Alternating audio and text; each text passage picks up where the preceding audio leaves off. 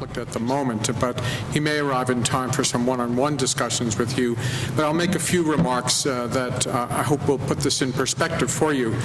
So it's now been 32 years that I've been caring for patients in the coronary care unit, and this is a very challenging set of patients to have to deal with.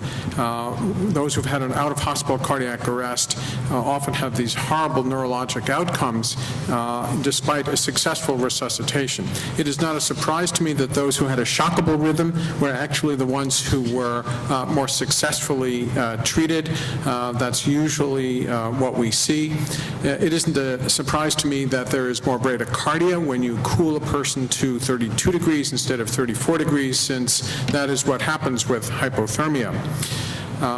I can tell you that when the Committee on Scientific Sessions program saw this paper, our faces lit up, because we knew that there is very little in the way of randomized trials in the field of resuscitation science to actually have a randomized trial that addresses this important question. We know that cooling actually is cerebrally protective, but in this era where we really want to do the very best we can for patients, we're looking for ways to optimize our therapy. So we were very interested in a piece of evidence that would tell us whether 32 degrees or 34 degrees was better. So very interesting study that sort of sheds some light on that.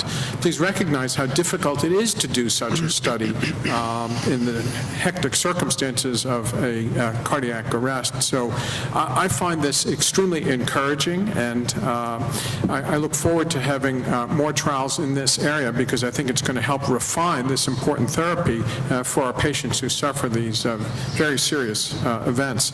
I'm actually going to just step out of the script for a second. Dr. Moss, Art Moss, you deal with the consequences, the aftermath of patients who've had these kinds of cardiac arrests, and then they sometimes have such a depressed ejection fraction, usually it's a myocardial infarction, they wind up getting a defibrillator. Any thoughts about the situation here with cooling that you've heard, and maybe you could just make a brief comment about what your experience with the defibrillator is and what you've learned from your current trial that you're going to be presenting?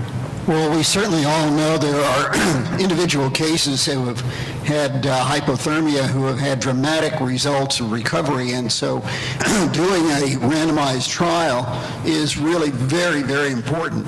For those who have neurologic recovery, it's quite obvious that most of them get an ICD, and that is an implantable cardioverter defibrillator, and that reduces the mortality by 30% over the course of 2, 3, 4 years.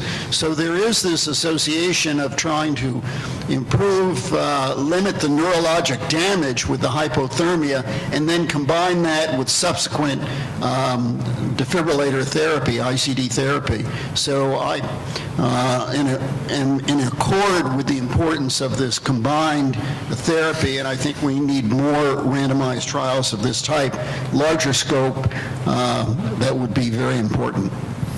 And let me just say that Dr. Moss and his investigators will be reporting on ways to improve the therapies of the ICD and resynchronization therapy type by avoiding inappropriate shocks, and that's the MADE-IT RIT study that we'll be hearing more about. So I'd like to open this up for the question and answer period. Yep.